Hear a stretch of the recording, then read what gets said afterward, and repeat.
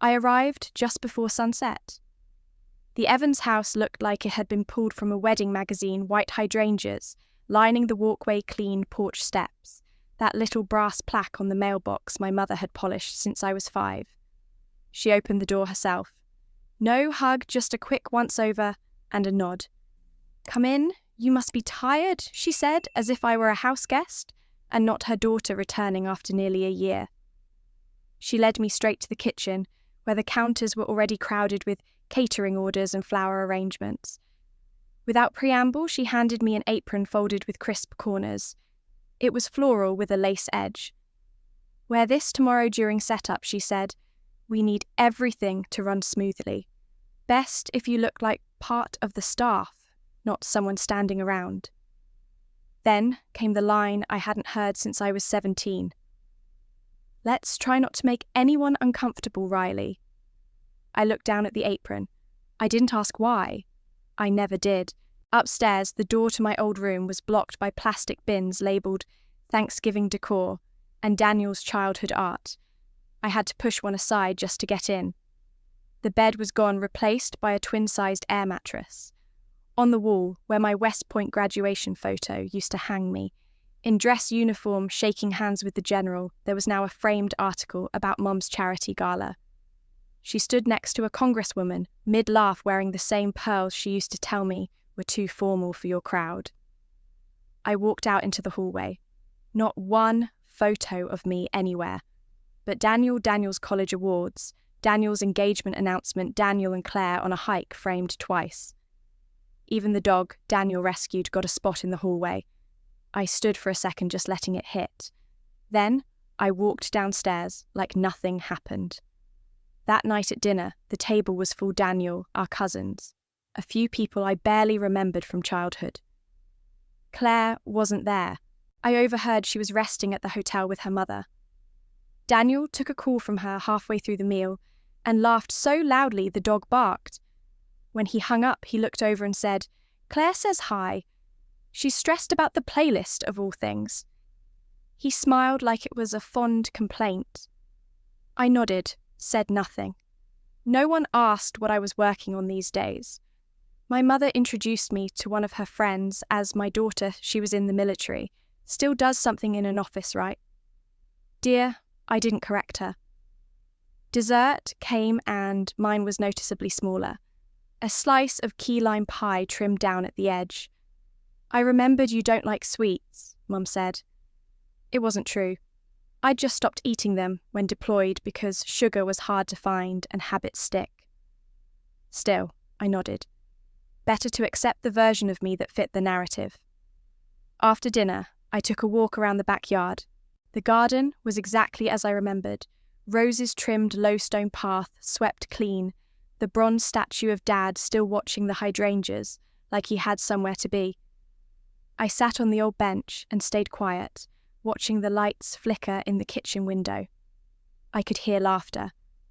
Daniel's voice confident and effortless, just like it had always been. The favourite. The normal one. The one who hadn't gone to war, hadn't come back broken in ways people couldn't see. He was getting married tomorrow. I was told to show up on time, smile when needed, and not wear anything that would draw attention. The next morning, I found myself at the kitchen counter, tying the apron over a plain navy shirt. A girl, maybe 7 or 8, wandered in and watched me arrange napkin holders. She tilted her head. "Are you one of the servers?" she asked.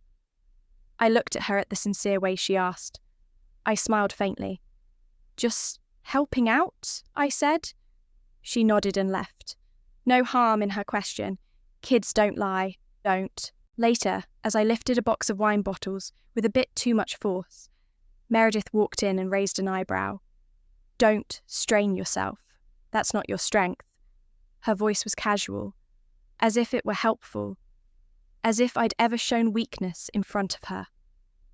I wanted to say something maybe about the irony of someone who'd never held a pack judging how I carry things, but I didn't. I never do. By noon, I was invisible again. Background noise in a celebration I didn't belong to. The caterers gave me the polite nod, reserved for distant relatives or off-duty employees. Meredith floated from table to table, complimenting floral arrangements she hadn't arranged, laughing just loud enough for everyone to hear.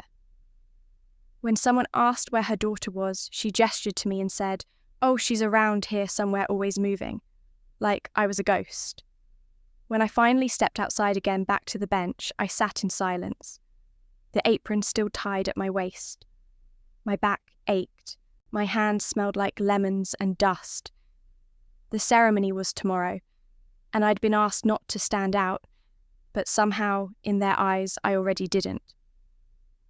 The next morning came quickly, sunlight slipping through the blinds of the storage room, where I slept, casting lines across a box labelled Daniel's Keepsakes. I dressed in the same navy shirt and slacks from yesterday. The air mattress had deflated slightly overnight, leaving my back stiff. I stretched quietly, careful not to knock over the leaning stack of folding chairs that loomed over the space like forgotten scaffolding. Downstairs, the house was already humming. Voices, movement, the sound of silverware being sorted. I slipped through the hallway unnoticed and followed the faint scent of coffee to the kitchen. The caterers were setting up a prep station near the side entrance. Someone had placed a few foldable chairs and a round table near the swinging door to the dining room. That's where I was told to sit. "It's just until we finish the layout for the main tables," someone said. "We need space." I nodded. I always nodded. I sat with my back to the wall, a half-empty mug of lukewarm coffee in my hand, while servers in matching black outfits moved trays of glasses around me. No one asked me to move, but no one included me either. I wasn't dressed like them, but I wasn't dressed like a guest. I existed in that invisible space between outsider and obligation. Daniel passed by the doorway at one point, phone in hand, laughing at something. He made eye contact for a second, maybe a second and a half, but kept walking. No nod this time. Claire's voice filtered in from another room, light and efficient, giving directions about centerpieces. It was the first time I'd heard her speak. She sounded like someone who knew how to take control without raising her voice. We hadn't met yet. That would come later. And when it did, she wouldn't expect me to be me. I was the shadow, the sibling no one introduced. At some point, a child wandered into the kitchen, one of Daniel's cousin's kids, I think. She was maybe 6, curly hair tied back with a sparkly ribbon. She stood next to the table, looked at my apron, then up at me with honest wide eyes. "Are you the maid?" she asked in a whisper that wasn't really a whisper. I blinked. "No, sweetheart," I said. "Just helping out." She nodded solemnly, as if that answered everything, and ran off. I heard someone chuckle from the hallway, but didn't turn to see who. Later that afternoon, when most of the setup was finished and the guests were due to arrive in a few hours, I stepped out onto the back balcony for air. The garden looked exactly the same, but the people in it didn't. Meredith was giving someone instructions about the seating chart. Daniel stood by the rose trellis scrolling on his phone. I leaned against the wooden railing, hoping for a few minutes of quiet. But the door behind me opened and closed, and Daniel stepped out. He stood next to me without saying anything at first. The silence wasn't hostile, it just wasn't familiar either. "You know," he said after a beat, "you didn't have to come all this way if you were going to sulk." I turned my head slowly. "I'm not sulking," I said. "Just breathing." He smiled, the practiced kind he used at networking events. "Fair enough." We watched the garden in silence for a few seconds. Then, he added, "Claire's excited to meet you. She's heard a lot." I raised an eyebrow. "Really?" "Well," he said, "Mum's version of you. Which is colourful." I sipped my coffee. "I'm sure," he chuckled. "Look, I know Mum can be overbearing." I didn't reply. He went on. "But this weekend isn't about the past. Can't we just play nice for a couple of days? No speeches, no drama, just be here." I looked at him. "I am here. I've been here. You just haven't seen me." That wiped the smile off his face for a second. Then he cleared his throat. "I'm not trying to fight, Riley. Just don't make this about you." He meant it kindly, I think. Or he thought he did. The door opened again. Meredith's voice called for him. Daniel, need you with the efficient, please." He gave me a shrug like this was the cost of being in demand and turned to go. Just before the door closed, he said, "You're part of this, whether you feel it or not." I didn't answer. After he left, I stayed on the balcony for a long time, watching the way the wind moved the petals on the rose bushes. A garden can be full of life and still make you feel like a ghost. The smell of hydrangea and trimmed grass stirred something buried in me, something that didn't belong to this house. It belonged to dust, to heat, to silence broken by mortar fire. It had been 9 years, but the body doesn't forget what adrenaline teaches it. We were supposed to be on a routine convoy escort. The briefing said low risk, but someone hadn't read the terrain right, or maybe they had and didn't care. The convoy had slowed near a dry riverbed just south of Sangin. We were 6 minutes off schedule. That was all it took. The first IED hit the lead truck. Shrapnel and dirt rained down in the kind of silence that follows screaming. I remember diving behind the second vehicle, scanning for movement. Our radios clicked once, twice, then went dead. We had medics in the third Humvee, mostly support staff. They weren't trained for frontline defense. I told them to stay down. That's when I heard it. A voice strained and shaking from behind the twisted metal. "She's hit. I need help, please." I didn't think. I didn't weigh risks. I ran. A round clipped the side mirror of the truck as I crawled toward the back door. One of the medics was crumpled beside the wheel, holding their shoulder blood leaking through their sleeve. The other, she was small, maybe 5'5", was trying to tear gauze with trembling hands. Her helmet sat crooked, eyes wide. I remember the eyes. "Stay low," I told her. "Cover her wound. I'll lift her out." She hesitated, then nodded. I applied a pressure wrap, lifted the injured woman over my shoulder, and signalled for retreat. We moved between cover, step by careful step, hearts beating like war drums. A bullet grazed my thigh, burned like fire, but I didn't stop. We made it back behind the ridge line. The medevac arrived 15 minutes later. The medic I carried was breathing. The one with the green eyes was silent, hands still trembling. I passed them off. No names exchanged. No medals handed out. Just dust, adrenaline, and the kind of trust that only exists when the odds are against you. Sometimes I dream about that day. Not in sequence, more like snapshots. The sound of boots sliding on gravel. The heat. The exact colour of the medic's eyes, green but dulled with fear. And once in a while, in those dreams, she looks at me and says something. But the words are always just out of reach, like I woke up 1 second too soon. I didn't know her name, and she didn't know mine. That's the deal most of the time. No last names, just uniforms, roles, instinct. I was the ranking officer. She was the one trying to keep someone alive. We both did our jobs. Then the world kept turning, and we were never supposed to meet again. But that's not how life works, is it? Sometimes it loops back in ways you can't predict. You walk into a wedding expecting awkward toasts and lukewarm champagne, and fate hands you a ghost from a battlefield instead. I leaned on the balcony railing, blinking against the afternoon light, but what I saw wasn't roses, it was sand smoke, a trembling hand gripping a bandage roll. The leg still ached where the scar tissue pulled under my jeans. The doctors had called it fully healed. But pain doesn't always listen to charts, just like memory doesn't obey rank. I thought about telling someone Maya maybe, or Ava, but I could already picture their reaction. That tilted head sympathy, that pause before they change the subject. War stories are fine when they have endings. Mine didn't. The sliding door creaked open behind me. I didn't turn, just whispered the same words I'd said that day to no one in particular. "Stay low, I've got you." The wind picked up, carrying the words into the garden and somewhere far beyond, and for a fleeting moment, I wondered if the woman with the green eyes ever remembered them too.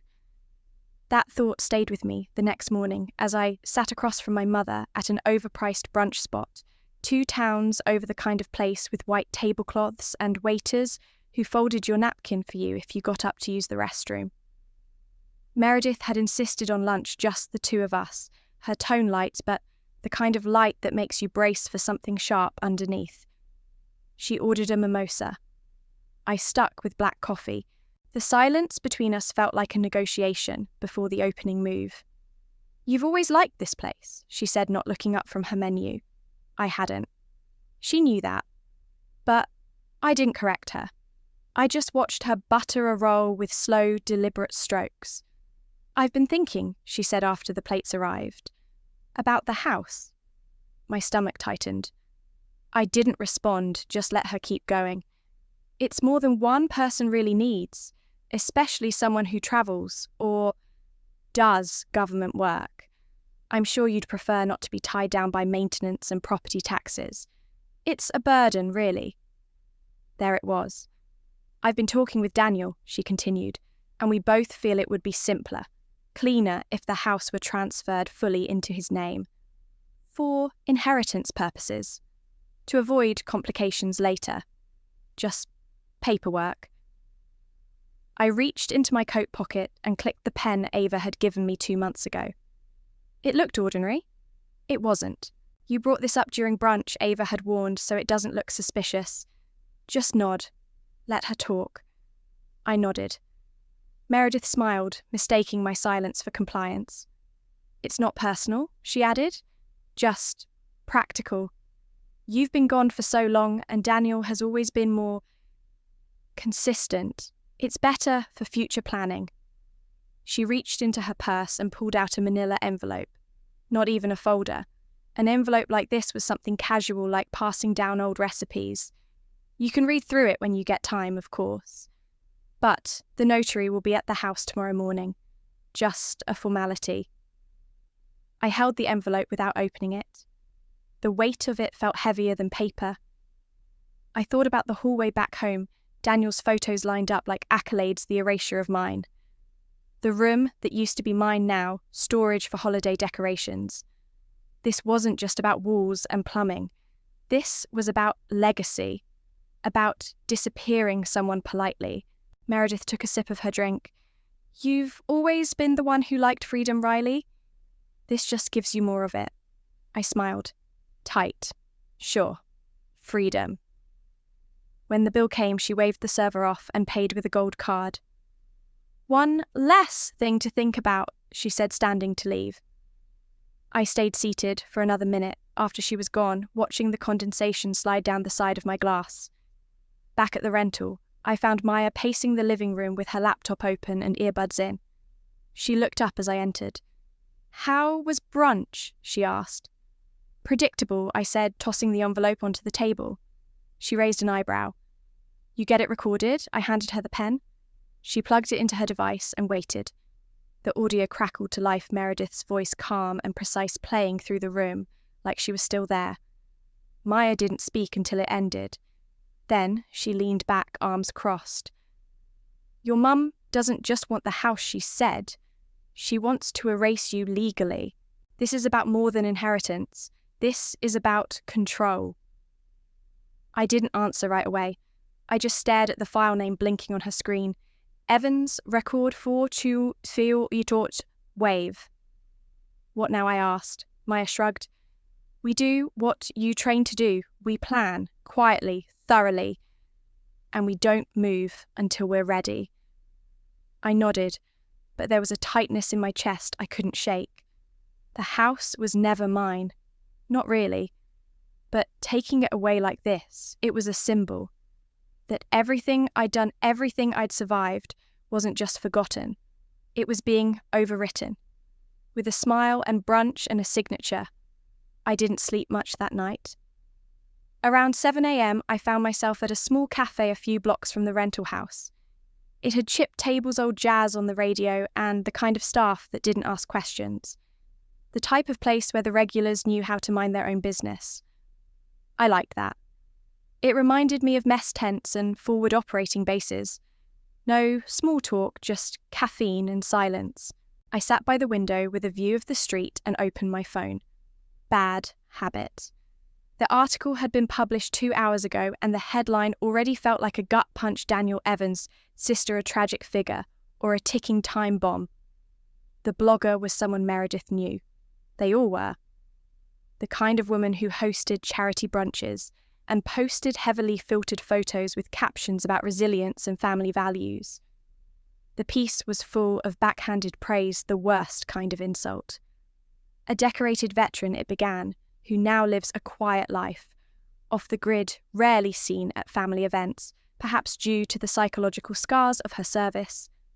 It went on quoting anonymous sources who said I had trouble adjusting, who claimed I'd distanced myself from loved ones and often seemed off. The worst part, the photo. A candid Meredith must have provided from years ago, showing me in uniform, standing rigid, while the rest of the family smiled in pastel tones. I looked like the outsider. They framed it like that on purpose. The waitress came over. "You okay, Hon?" she asked. I looked up, nodded. Black coffee, nothing else.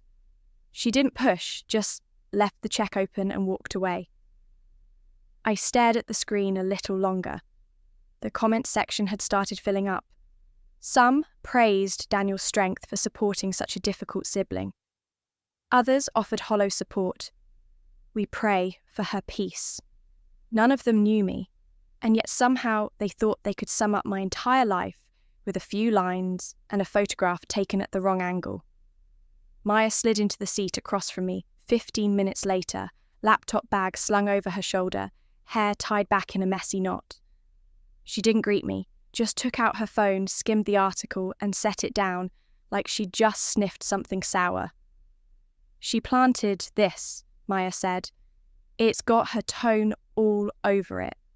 Half facts dressed up like concern, calculated damage. I didn't answer. My coffee had arrived and I was watching the cream swirl in someone else's mug across the room. "You want to say something?" she asked. "Go public issue a correction?"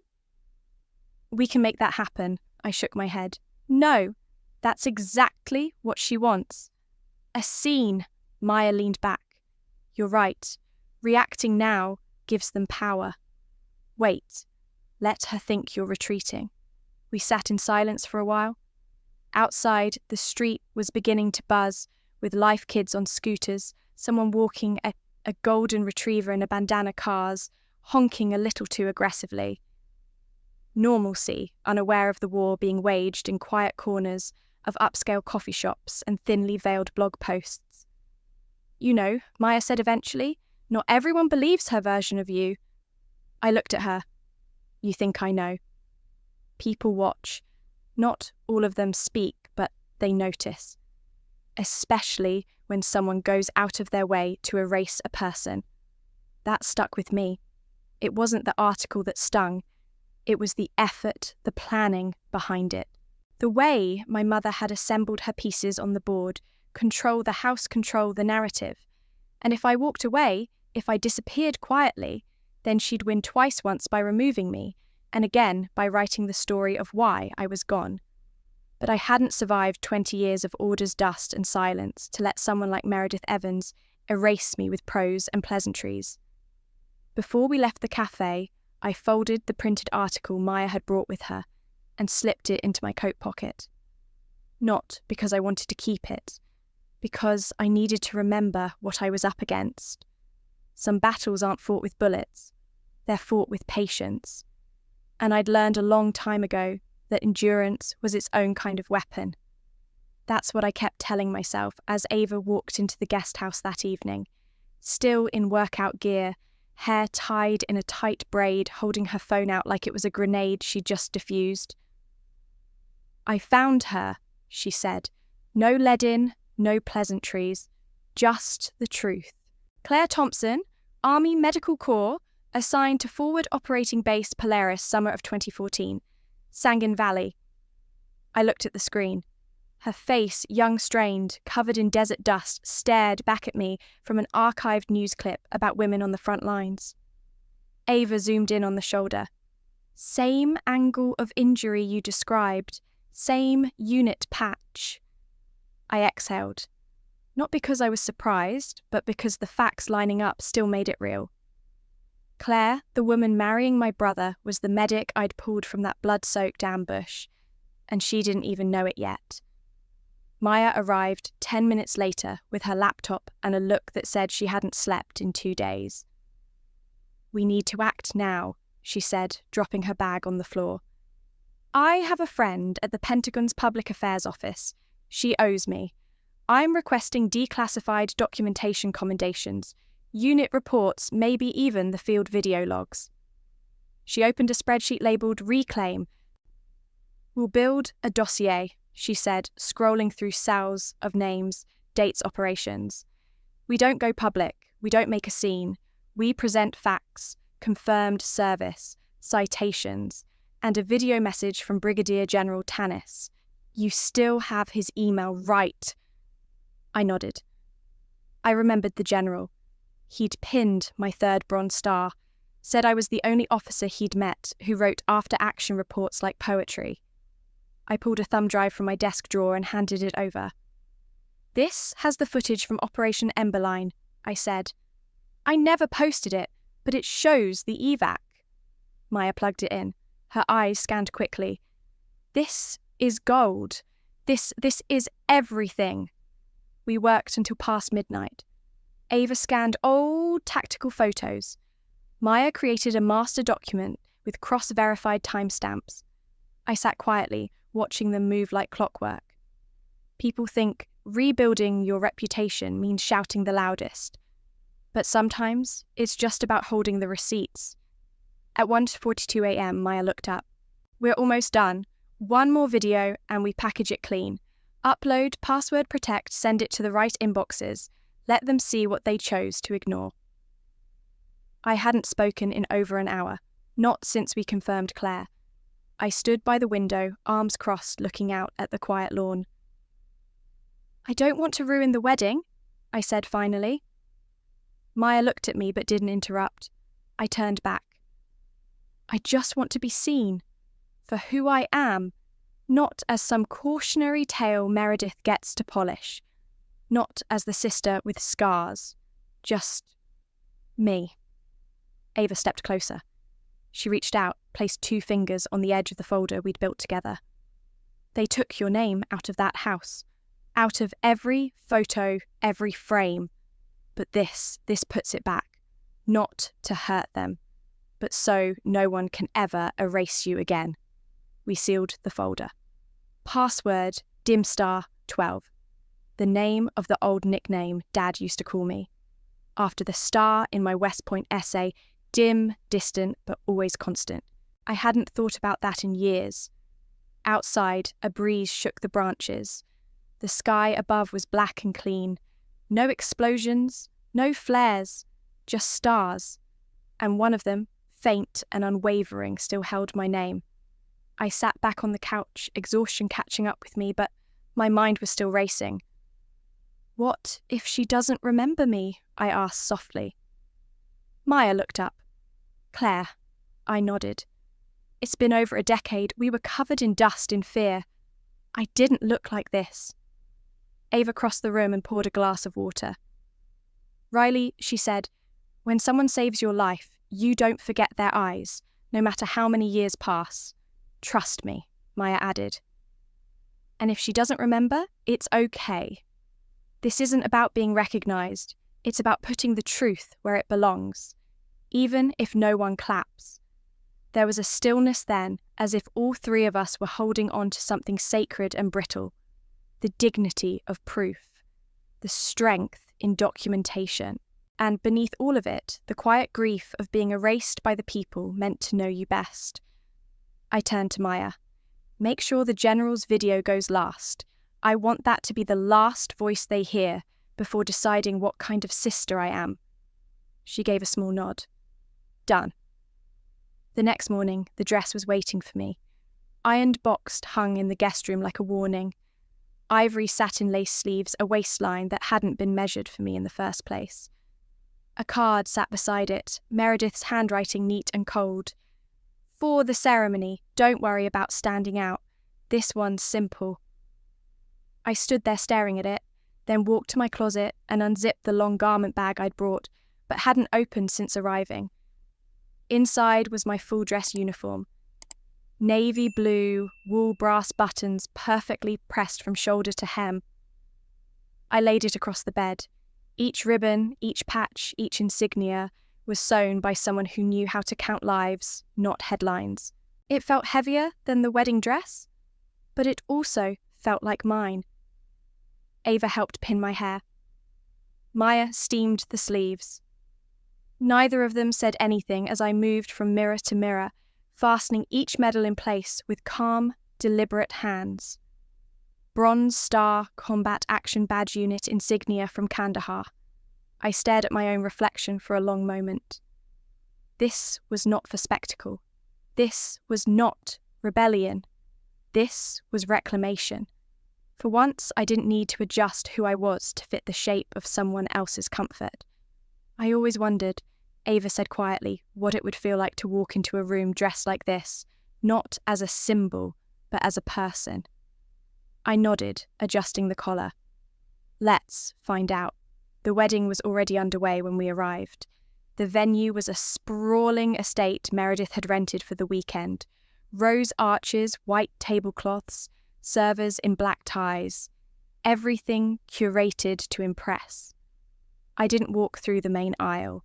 I entered from the side, flanked by Ava and Maya, timing it to the start of the dinner reception. The air shifted before anyone even saw me. It always does when someone steps out of place out of expectation. The soft murmur of conversation dimmed. Glasses paused mid-air. Forks stopped halfway to mouths. And then, one by one, faces turned. I didn't look for Meredith, or Daniel, or Clare. I kept my steps steady, my face neutral. The heels of my polished boots echoed across the parquet floor. Not loud, just clear. A child stood near the end of the buffet line, a little girl in a pink dress, maybe 7 years old.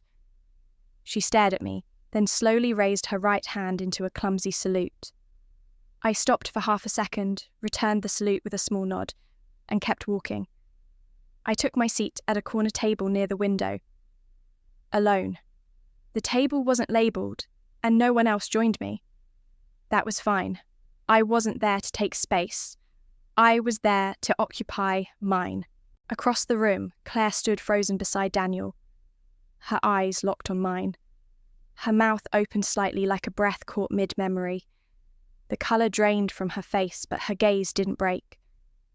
Her hand slowly covered her shoulder, the one that had been wounded all those years ago.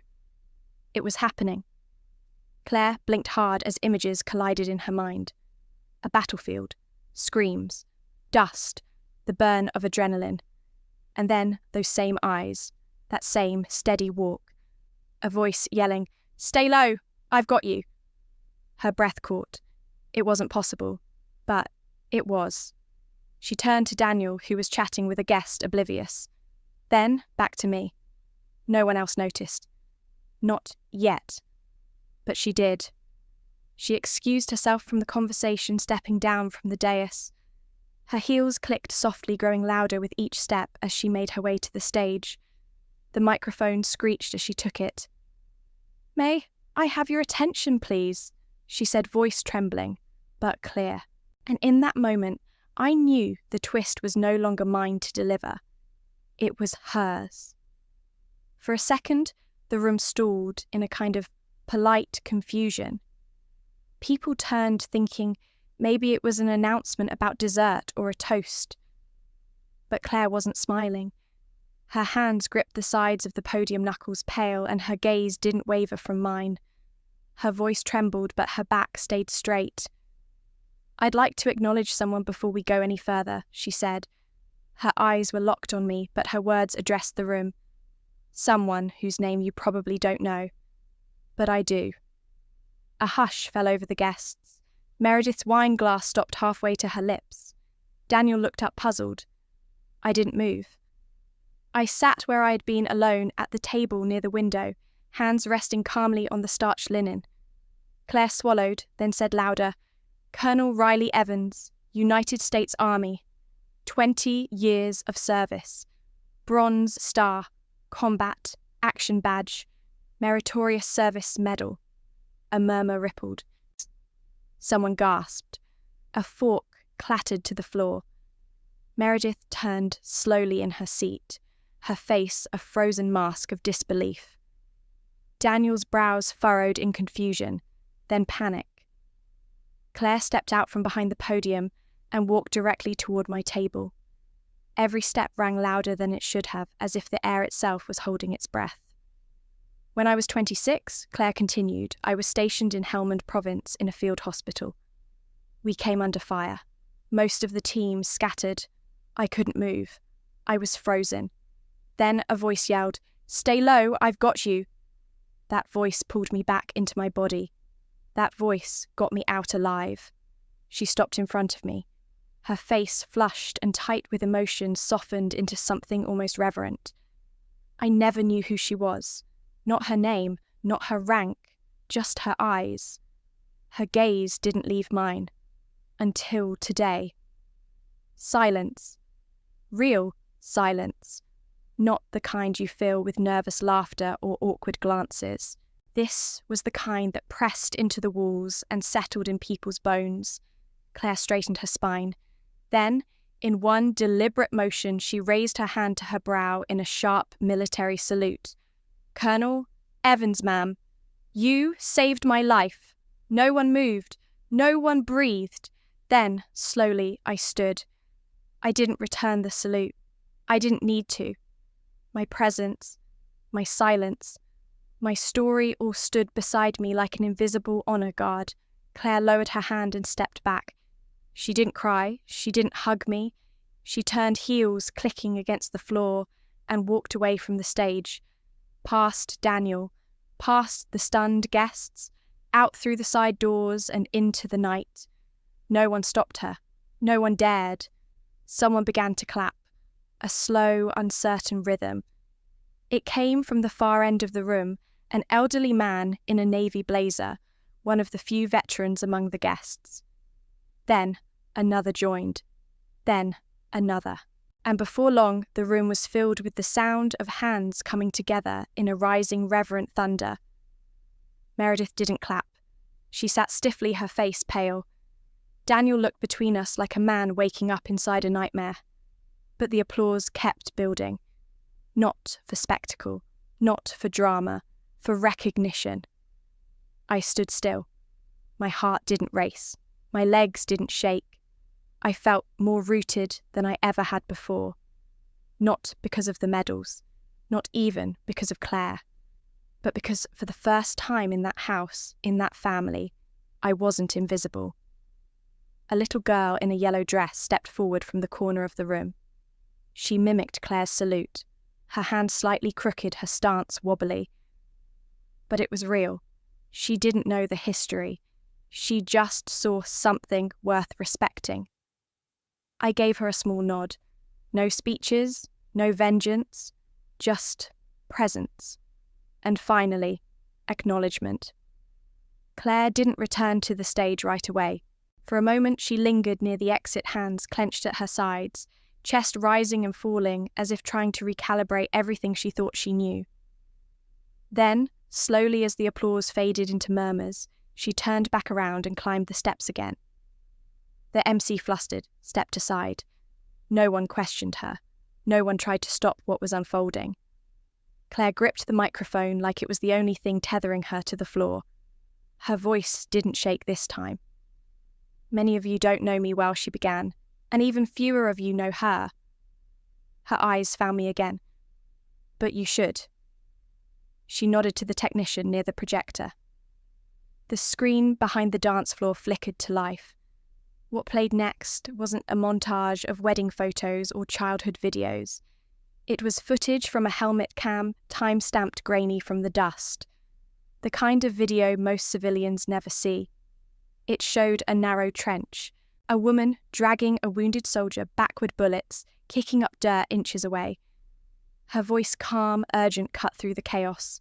"I've got you. Keep breathing." It was unmistakably mine. Another clip followed. A general in dress blues seated at a desk. Colonel Riley Evans exemplifies valor beyond commendation.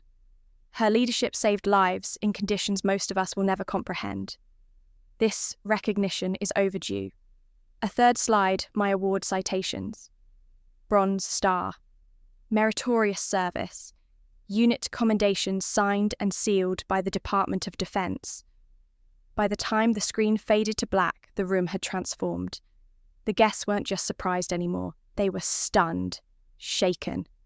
And when Claire spoke again, it was the final blow to every whispered dismissal I'd ever endured. She didn't come here to make a scene, Claire said. She came because she was invited, like any sister would be. She looked directly at Meredith then. But we treat family how we believe they deserve to be remembered. Then she stepped down from the stage, walked to the centre of the floor, turned to face me once more, and raised her hand in a salute, slow, precise, deliberate. Everyone watched, every single guest. No clinking of glasses, no shifting chairs. Just breathless silence. Claire held the salute for 3 full seconds. Then, in one smooth motion, she dropped her hand, turned away, and walked straight out of the venue. No hugs, no dramatic declarations, no tears. No one followed, and no one tried to stop her. The door closed behind her with the softest thud, but it might as well have been a cannon. For a long moment no one moved. Then the applause began again. This time, deeper. A different kind. It came not from confusion or politeness. It came from understanding, from something breaking open. A woman beside Meredith dabbed her eyes. One of Daniel's groomsmen whispered, "Jesus Christ," under his breath. Someone near the back stood up. Then another. Like dominoes falling slowly, the room began to rise to its feet. I didn't acknowledge them. Not directly. I simply stood taller, let my hands rest calmly at my sides, and allowed myself just for once to be seen. Not as the veteran, not as the daughter, not even as the sister, but as myself. As I turned slightly, I caught sight of Meredith. Her mouth was set, her shoulders rigid, but her eyes betrayed her. Not rage, not pride, something closer to fear. As if, for the first time, she realized that the narrative she had so carefully crafted was unraveling in real time. Daniel stood next to her eyes, darting between the screen me and the empty space Claire had left behind. His lips parted, like he was about to speak, but no words came. He looked lost, the centre of attention, pulled from him like a rug yanked mid-step. One of the servers approached me with a soft, respectful tone. "Colonel Evans, we've set a private room for you if you'd prefer some quiet." I gave a small nod. "Thank you." As I stepped away, weaving through the sea of standing guests, I didn't look back. I didn't need to. Every footstep was measured, unhurried, grounded in a kind of truth that didn't require validation. The dossier had done its job. Claire's voice had carried it home. Inside the quiet room, I sat down at a small table. A glass of water waited. I sipped slowly, watching the breeze lift the curtain of the nearby window. Ava slipped in silently and sat across from me. She didn't say anything, just smiled in that small, crooked way of hers. Maya joined a moment later, her phone buzzing.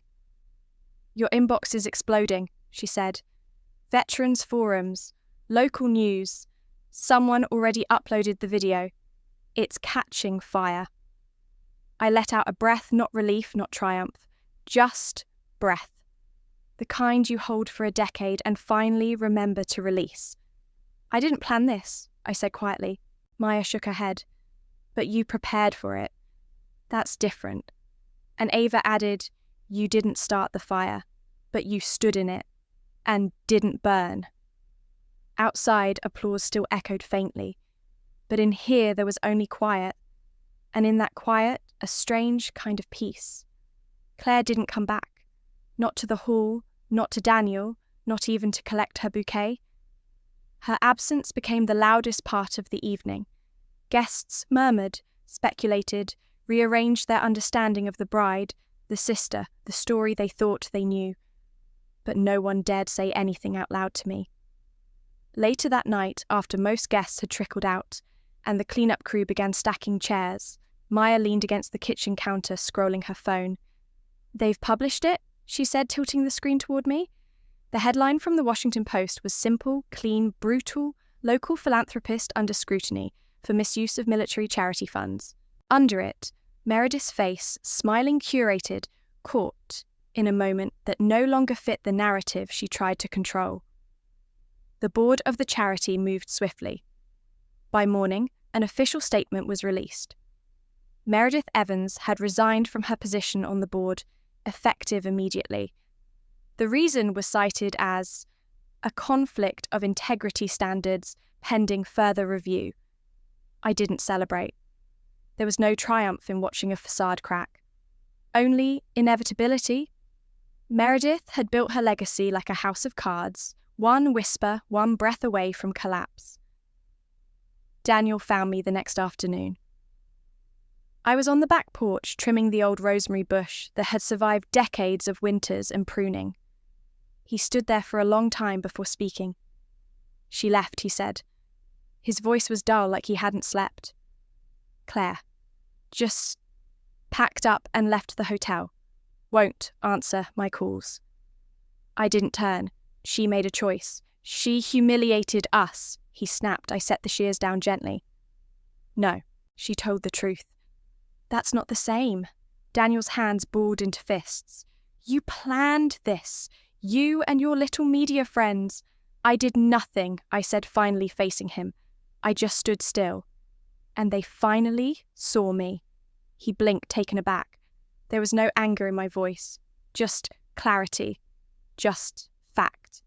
I didn't make Claire salute me. I didn't send the video. I didn't ask for applause. But you know what? I won't do any more.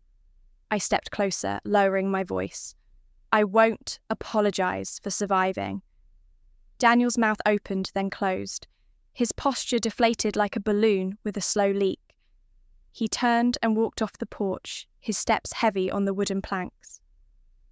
That night, Meredith came. She didn't call. She didn't knock. She just walked into the kitchen like she always had, holding a grocery bag with her favourite biscotti and the same tea she used to offer me during her version of peace talks. I didn't say a word, just poured 2 cups of hot water. She sat down, crossed her legs, smoothed her skirt. "You could have come to me," she said. "I did," I replied. "You handed me an apron." A flash of something shame maybe crossed her face, but vanished quickly. "This was never about you," she muttered. "Exactly," I said, "and that's the problem." She looked at me, and for once there was no script behind her eyes. Just fatigue. "You always wanted things to be fair." "I wanted to be seen," I corrected. "Not as perfect, not as damaged, just as myself." She sipped her tea and stared into the cup. "They won't forgive me." "That's not my job," I said. Meredith leaned back. "You got your standing ovation." "I don't need their applause," I said quietly. "I just need not to bow my head." That silenced her. For once. We didn't talk after that. She left her biscotti behind. I didn't touch them. Later, I found myself back in the garden, standing near the statue of my father. The stone had aged, softened at the edges, but still held shape. I ran my fingers along the name etched into the base. Not perfect, not noble, but present. Just like I'd finally learned to be. In the weeks that followed, I didn't return to the base. I didn't give interviews. I didn't answer most of the emails that flooded in after the wedding. What I did instead was simpler, quieter. I called Ava and Maya and we set to work. The Riley Evans Foundation wasn't flashy.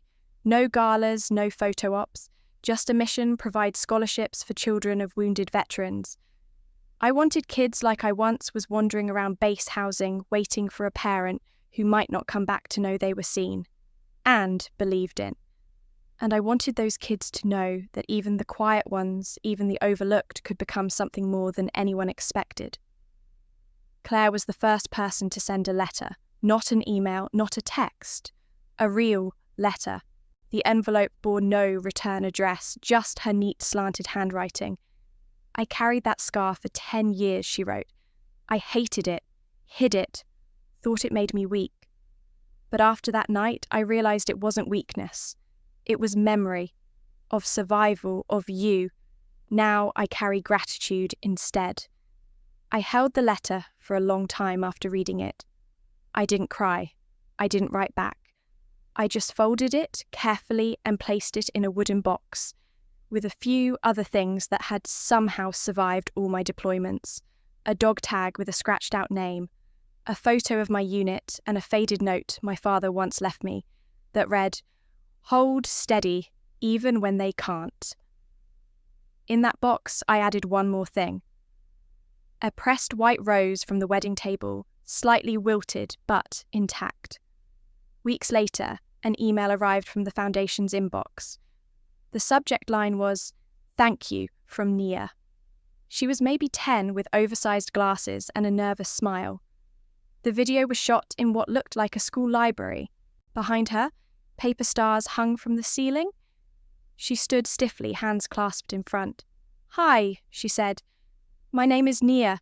I got the Riley Evans scholarship. My dad lost his leg in Kandahar, but he says it's okay because now he's home every night." She paused, swallowing. "I want to be a combat doctor like Miss Clare. My teacher says I'm good at science. I think helping people in danger is the bravest job." She gave a small wave, at the end eyes wide, like she wasn't sure if she did it right. I watched it again. Then, again. And then, one more time. There was no orchestra swelling behind her words. No dramatic lighting, just a little girl speaking honestly into a camera. And somehow, that was the most powerful thing I'd seen in months.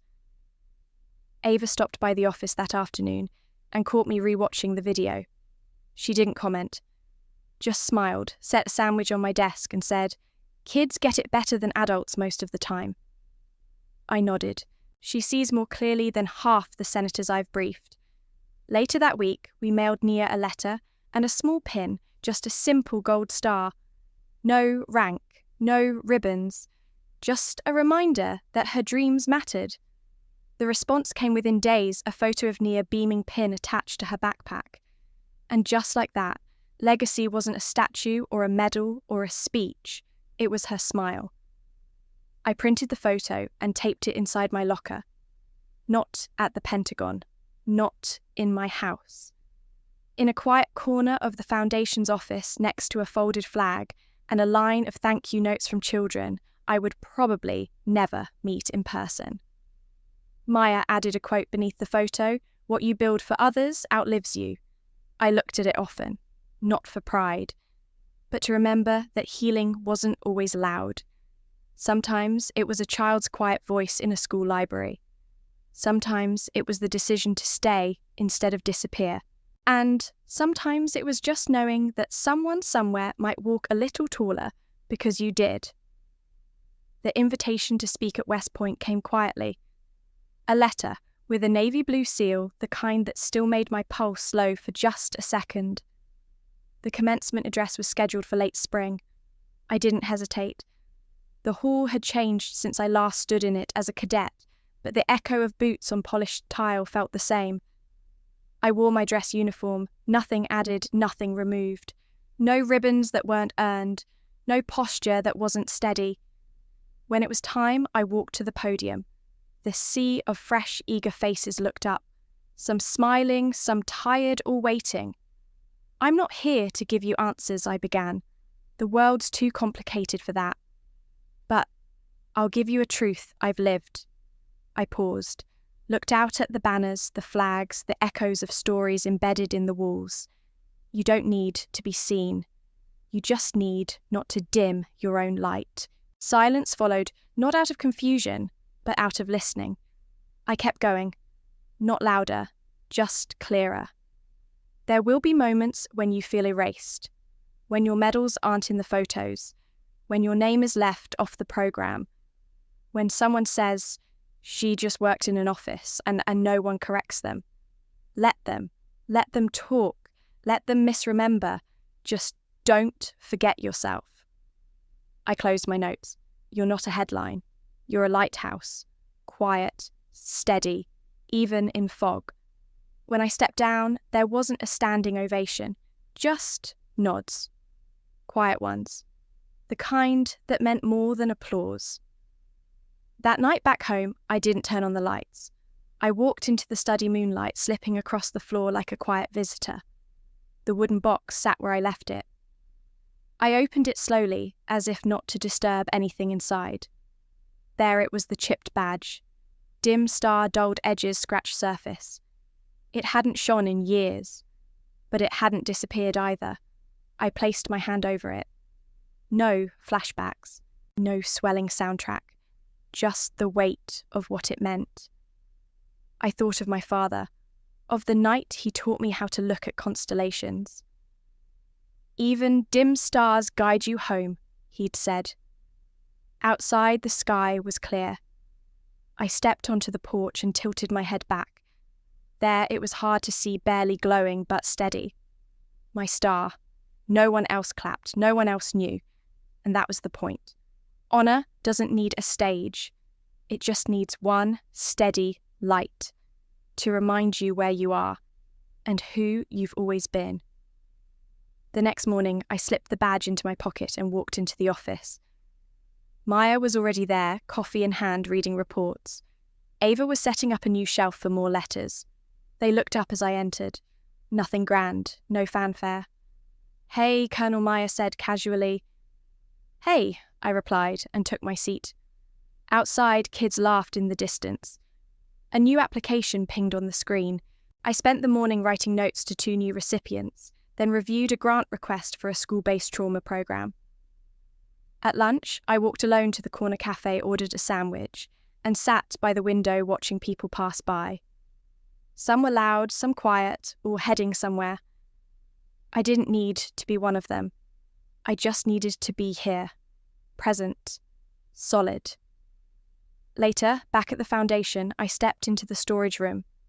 The file cabinets, the faded maps, the stack of unused medals waiting for future recipients. I ran a hand along the cabinet marked Legacy. The weight of it wasn't heavy. It was earned, and it no longer hurt to carry. That evening, as the sun set, I took the badge from my pocket and held it up to the light.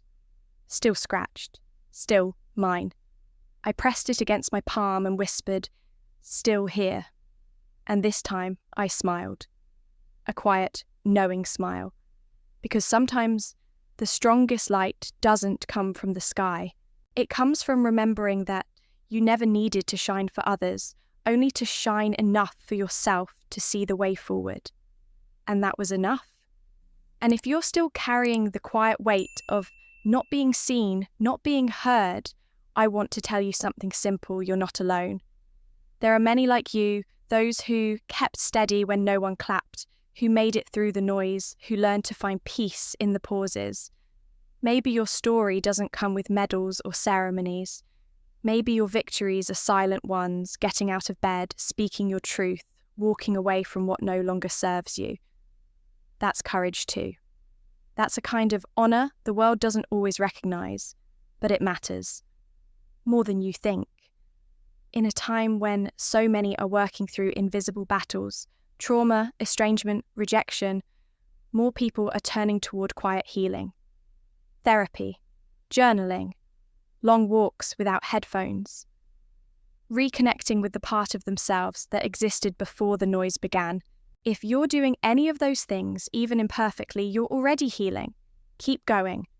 And if this story spoke to something inside you, something old, something tender, maybe consider subscribing or following this channel. Not for the algorithm, but because stories like these remind us we're not invisible, that we're still here. And sometimes that's enough.